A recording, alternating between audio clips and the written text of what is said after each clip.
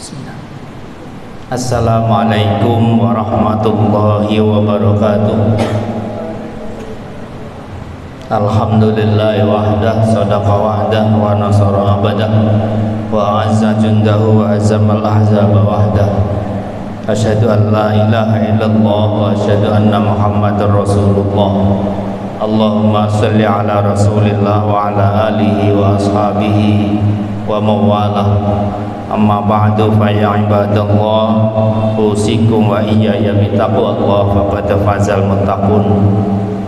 Para bapak dan ibu rahimakumullah, kita lanjutkan membaca kitab Al-Kabair yang ditulis oleh Imam Az-Zahabi. Hari ini akan kita baca Al-Kabiratut Tasi'ata Asyarah, dosa besar yang ke-19, yaitu syurbul khamri, atau di istilah lain ada yang mengatakan mudminul khamri, minum khamr. Minum khamr termasuk al-kabair, termasuk dosa besar, karena madarat yang ditimbulkan tidak hanya berdampak kepada yang melakukannya, tetapi punya dampak sosial yang tidak kecil.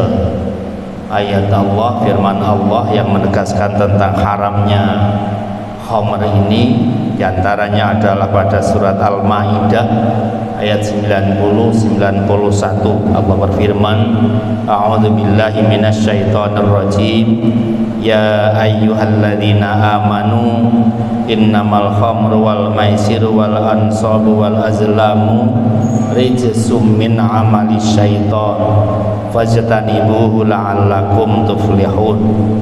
Innama yuridu syaitanu ayyuqi'a bainakumul adawata wal baghdha'a fil khamri wal maisiri wa yasuddakum an zikrillah wa anis shalah fahal antum muntahun.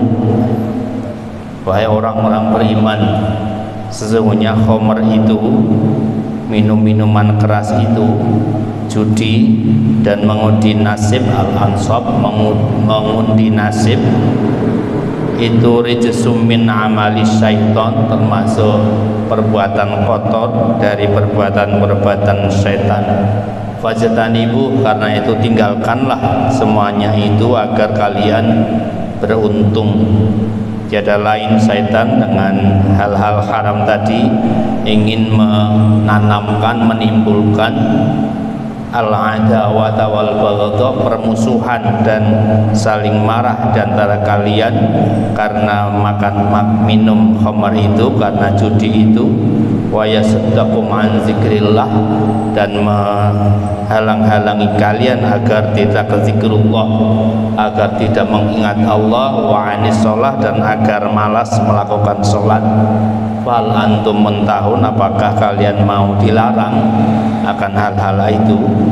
Ini diantara sekian ayat yang bisa kita baca dari ayat Al-Quran tentang Allah melarang khamr, minuman keras. Kalau kita baca dari beberapa asbabun nuzul ayat-ayat tentang khamr, memang larangan Allah untuk mengharamkan khamr ini bertahap, karena memang minum khamr itu sudah menjadi budaya jahiliyah, dan secara sosiologis Allah menilainya itu persoalan yang sangat-sangat sensitif, sehingga dengan bijaknya Allah melalui Rasulnya dengan ayat-ayatnya melarang khamr itu secara bertahap. Pertama disebutkan tentang bahayanya, tentang madaratnya. Yang kedua tentang apa resiko yang ditimbulkan karenanya, dan baru kemudian ayat Allah menegaskan haramnya khamr itu. Setiap syariat yang Allah turunkan pastilah dia ada kemaslahatannya, pastilah dia karena Allah melihat itu madarat bagi kehidupan manusia, bukan untuk kepentingan Allah, bukan untuk kepentingan ajaran Islam itu sendiri. Para ahli yang tahu tentang betapa pengaruh alkohol itu, betapa pengaruh minuman keras pada orang yang meminumnya, katanya ada 7 tahapan orang yang lagi mabuk itu, orang yang lagi minum minuman keras itu. Pertama memang rileks. Orang yang minum khamr itu ada terasa rileks pada dirinya, tapi kemudian dia akan ngefly, dia akan merasa apa kabur, apa yang ada di hadapannya itu tak jelas, ngefly atau euforia. Tapi kemudian akan berkembang menjadi mabuk berat. Dia tidak hanya tidak paham terhadap apa yang ada sekelilingnya, tetapi dia tidak sadar juga, tidak paham akan dirinya. Kemudian sudah itu dia akan hilang keseimbangan, dia tidak akan memiliki keseimbangan. Baru yang kelima pingsan, keenam koma, dan bisa pada akhirnya sampai ke ujung kematiannya. Itu karena itulah Allah melarang khamr, karena memang betapa bahayanya khamr itu bagi setiap manusia yang meminumnya. Para ulama menyimpulkan ada 3 dosa besar bagi peminum khamr. Yang pertama, orang yang kecanduan khamr itu disamakan dengan penyembah berhala, disamakan dengan orang yang melakukan kemusyrikan pada Allah Subhanahu wa taala. Dalam sebuah hadis Rasulullah bersabda, mudminul khamri ka'abidi wasnin. Orang yang minum khamr itu, minum hal yang memabukkan, itu sama dengan abidu wasnin, penyembah berhala. Hadis ini diriwayatkan dari Abu Hurairah dalam kitab Ibnu Majah, diriwayatkan oleh Imam Ibnu Majah. Yang kedua, dosa besar orang yang mudminu khamrin itu, orang yang minum minuman itu, pecandu khamar, diancam tidak masuk surga. Rasulullah bersabda, la yadkhulul jannah mudminu khamrin. Tidak pantas masuk surga orang yang suka minum minuman keras.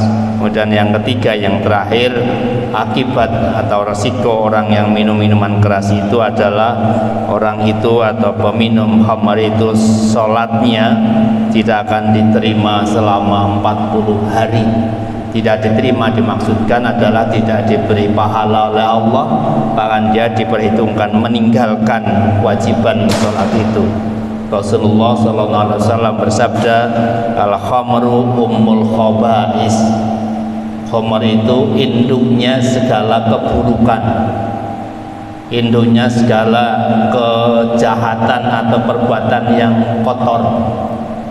Diceritakan juga di kalangan para ulama, di zaman dulu ada seorang abid yang katanya setan begitu gemes melihatnya, anak muda tetapi ahli ibadah. Maka kemudian dia dijebak dengan seorang wanita, dan diharapkan oleh setan itu ketika ia mau melakukan zina dengan seorang wanita, ia nanti akan meninggalkan kebiasaan atau kesungguh-sungguhannya beribadah kepada Allah.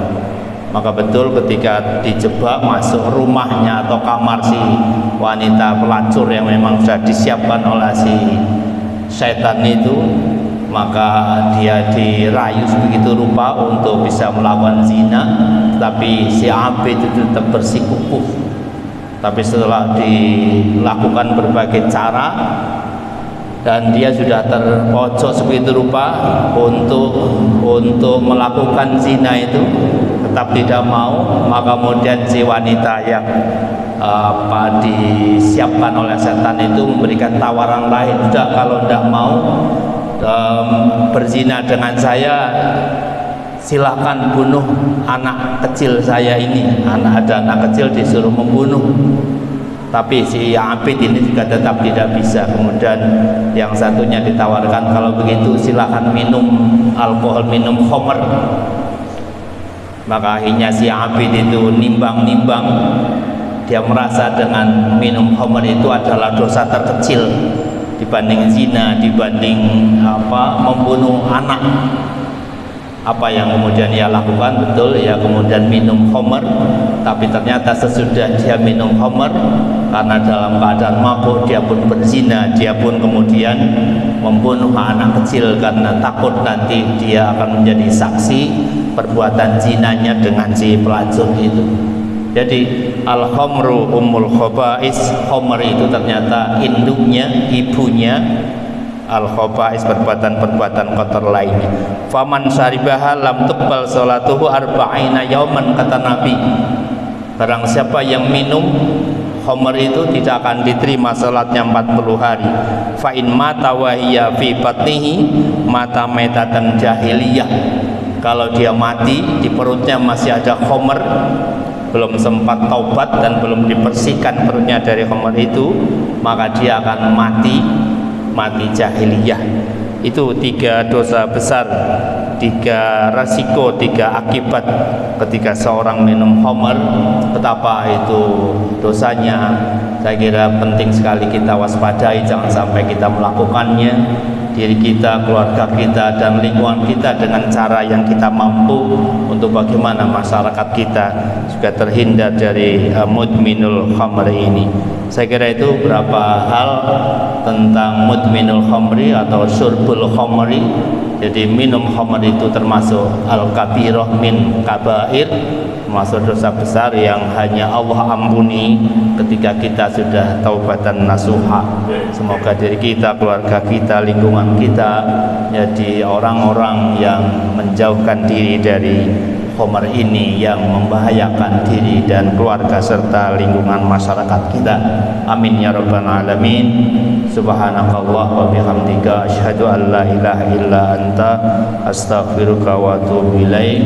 Assalamualaikum warahmatullahi wabarakatuh.